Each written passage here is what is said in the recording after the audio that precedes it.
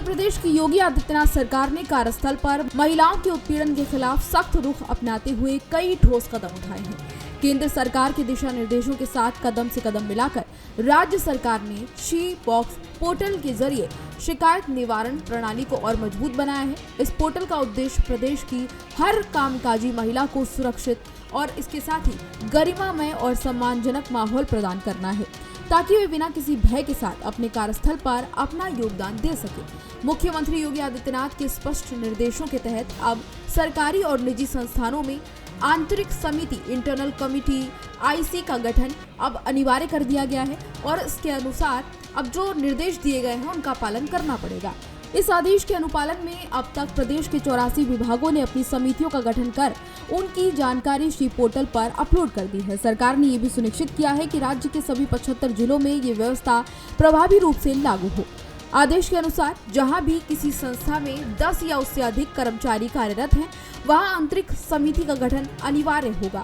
इस समिति में कम से कम 50% सदस्य महिलाएं होंगी और इसकी अध्यक्षता भी एक महिला को ही सौंपी जाएगी। इसका उद्देश्य है कि शिकायत करने वाली महिलाओं को न्यायिक प्रक्रिया में महिला नेतृत्व में सहायता और विश्वास मिल सके।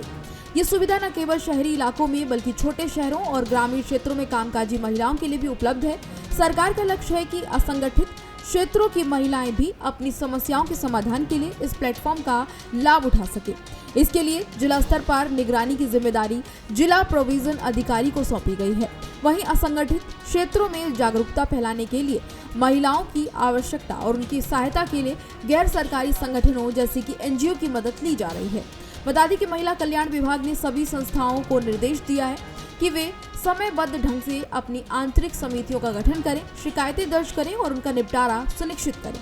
विभाग ने चेतावनी दी है कि यदि कोई संस्था इस आदेश का उल्लंघन करती है तो उसके खिलाफ कानूनी कार्रवाई की जाएगी। समितियों में 4 में से 5 सदस्य होंगे, जिनकी संख्या कर्मचारियों की संख्या के हिसाब से तय की जाएगी। महिला एवं बाल विकास विभाग की डिप्टी कलेक्टर और इस योजना की नोडल अधिकारी अनु सिंह ने बताया कि शी बॉक्स पोर्टल एक सिंगल विंडो ऑनलाइन प्रणाली है जो सरकारी और निजी दोनों क्षेत्रों में काम करने वाली महिलाओं के लिए उपलब्ध है। महिलाएं इस पोर्टल के जरिए कार्यस्थल पर हुए यौन उत्पीड़न की शिकायत दर्ज करा सकती हैं, चाहे वे शारीरिक संपर्क हो, अभद्र इशारे हो, अश्लील टिप्पणियां हो या उनके काम के बदले अनुचित मांगे हो।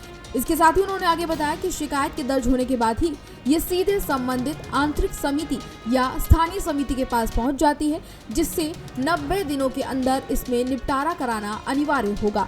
यानी 90 दिन के अंदर अंदर उस शिकायत पर बातचीत होगी और उसका हल निकाला जाएगा कि आखिर ऐसा क्यों हुआ। खास बात यह है कि शिकायतकर्ता की पहचान पूरी तरह से गोपनीय रखी जाती है और उन्हें ट्रैकिंग आईडी के माध्यम से अपनी शिकायत की स्थिति के बारे में भी जानकारी मिलती रहेगी। ये विकल्प उनके पास रहता है। बता दें कि योगी सरकार ने पहली बार महिलाओं के लिए कदम नहीं उठाया। इससे पहले भी योगी सरकार महिलाओं के लिए मिशन शक्ति जैसे अभियानों को चला चुकी है। महिला सशक्तिकरण को प्राथमिकता देते हुए महिलाओं पर योगी सरकार अक्सर बड़े फैसले लेती है। अब शी बॉक्स पोर्टल के माध्यम से भी नया काम किया गया है और इससे कोशिश की जा रही है कि कार्यस्थल पर महिलाओं की गरिमा, सुरक्षा और उनके अधिकारों की रक्षा के लिए इस दिशा में आगे बढ़ा जाए। सरकार ने सभी संस्थानों से अपील की है कि वे अपने कर्मचारियों को इस पोर्टल के बारे में जागरूक करें और आंतरिक समितियों का गठन सुनिश्चित करें। साथ ही महिलाओं से आग्रह भी किया गया है कि वे किसी भी प्रकार के उत्पीड़न के खिलाफ चुप न रहें और इस पोर्टल के माध्यम से साहसपूर्वक अपनी आवाज उठाएं। बता दें कि पहल बेहद खास है, क्योंकि ये पहल न केवल महिलाओं का आत्मविश्वास बढ़ाएगी बल्कि प्रदेश में महिला सशक्तिकरण को एक नई दिशा भी इससे मिलेगी। हालांकि कितनी कारगर साबित होती है, किस तरीके से इसका इस्तेमाल होता है, ये देखने वाली बात होगी। योगी सरकार का ये कदम वास्तव में कार्यस्थल को महिलाओं के लिए सुरक्षित, समावेशी और सम्मानजनक बनाने की दिशा में एक मील का पत्थर साबित हो सकता है। आपकी इस पर क्या राय है? अपनी राय हमें जरूर बताएं। फिलहाल इस जानकारी में इतना ही। इस तरह की तमाम और जानकारियों के लिए देखते रहिए भारत एक्सप्रेस।